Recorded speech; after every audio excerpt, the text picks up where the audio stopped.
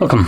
In front of me is the Honor 9X Pro, and today I'll show you how to wipe cache partition on this phone. And to get started, what you want to do is hold the power key and select power off. Now once the device shuts off, you want to hold power key and volume up, both of the keys at the same time, so let's do it right now.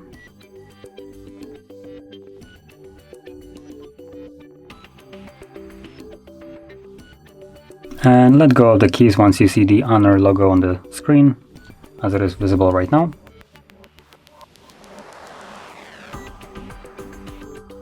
And there we go. So from here, simply click on Wipe Cache Partition.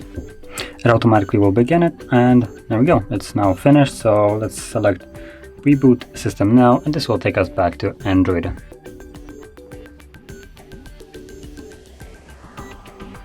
And there we go, now we're back in Android. So if you found this video helpful, don't forget to hit like, subscribe, and thanks for watching.